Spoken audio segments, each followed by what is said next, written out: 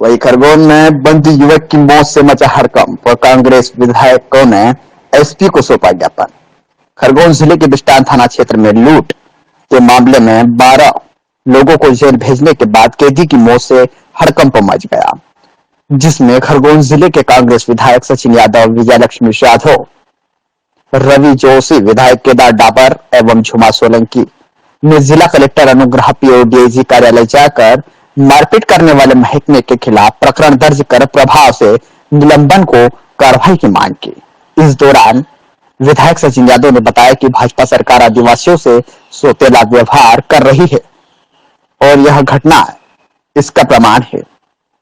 इस दौरान पुलिस अधीक्षक कार्यालय को ज्ञापन सौंपकर विधायकों ने मृतक के परिवार को 1 करोड़ रुपए की सहायता राशि दिलाने की भी मांग की। ये प्रदेश में आदिवासियों और बिस्टान में भी एक आदिवासी की मौत हुई है, उसके बाद थाने पर देना होगा, खतरा होगा, क्या कहेंगे? देखिए, जिस प्रकार से भारतीय जनता पार्टी के शासनकाल में लगातार हमारे जो आदिवासी वर्ग है, हमारा दलित वर्ग है, उसके ऊपर लगातार अन्याय और अत्याचार हो रहे हैं। पिछले दिनों चाहे वो नेमावर की घटना हो, चाहे वो नीमच की घटना हो, चाहे अभी कल जो हमारा बिस्टान हमारा क्षेत्र हमारे विधायक आदरणीय केदार भाई के विधानसभा क्षेत्र का मामला है, जहां पर खेरकुंडी गांव में एक 35 साल का नौजवान बिशन उसको पुलिस रिमांड भी लिया जाता है, उसको 3rd डिग्री दिया जाता है और जब उसको जेल भेजा जाता है, जेल में उसकी 4 घंटे के अंदर उसकी जो है मृत्यु हो जाती है। उस नौजवान के पुलिस रिकॉर्ड में एक भी उसके खिलाफ जो है आज तक कोई अपराध उसके पंजीकृत नहीं किया गया था।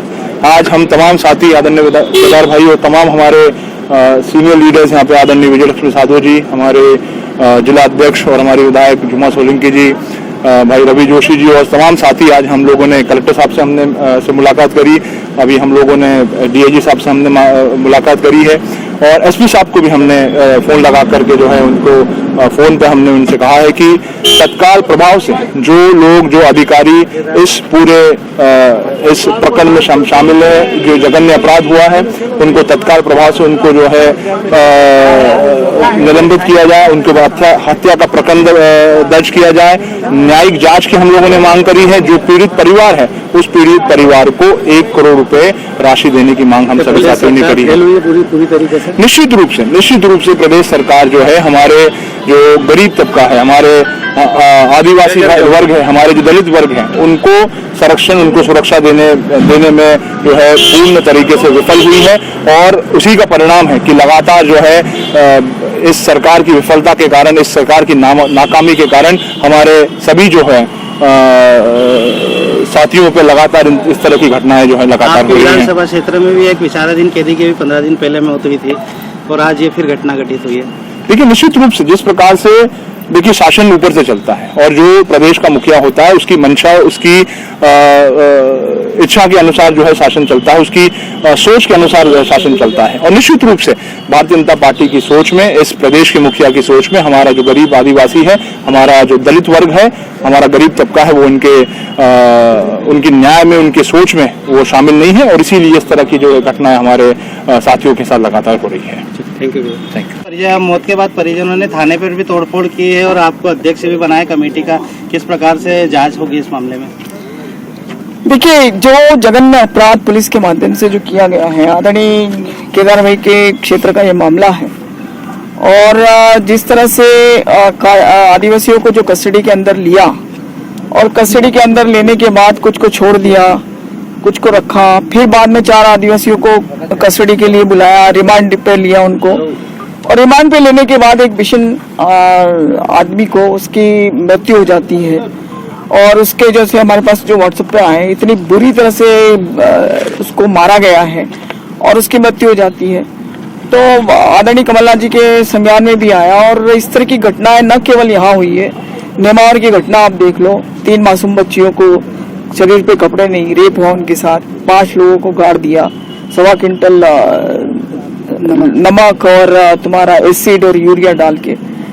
एक बेचारे आदिवासी वहाँ नीमच के अंदर उसको पिकअप से घसीट के और उसको मार डाला। तीसरी घटना यह हुई, अभी हमको पता चला कि बालाघाट में भी एक घटना आजकल में हुई है। तो ये हो क्या रहा मध्य प्रदेश के अंदर, जो आदिवासी दलित लोग हैं उनके ऊपर जो जातियां हो रही है, जो गरीब तबके ऊपर जातियां हो रही है, और यहाँ तो हद ही हो गई कि पुलिस रिमांड में आदिवासियों को लिया और उसमें एक की हत्या हुई है। आदरणीय कमलनाथ जी ने मुझे उसका सौंपा है, जिसमें 4 विधायकों को लिया है, जिसमें ग्यारसीलाल भाई है, पाचीलाल मेड़ा है, मुकेश है और लाल सिंह मेड़ा जी है। इन लोग को बनाया गया। अभी हम लोग, क्योंकि तत्काल हम लोग को जैसे ही पता चला, आज सुबह हम सभी के सभी भागते हुए अपने अपने कार्यक्रम छोड़ के यहाँ पर आए हैं और कलेक्टर से मिले, उनको ज्ञापन दिया। हमने एसपी साहब से मिले, एसपी साहब तो नहीं है, वो बिस्टान में है।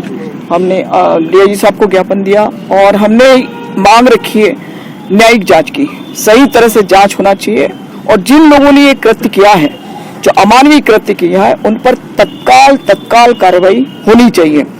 और जो व्यक्ति मृत हुआ है, उसकी पत्नी ज्यादा उम्र नहीं थी, उसका 35 से 40 साल के बीच का वो व्यक्ति था। 5 बच्चे हैं, 2 लड़के और 3 लड़कियां। अब वो तो मुखिया था, पालनहार था, अब वही चला गया तो उसके परिवार का क्या।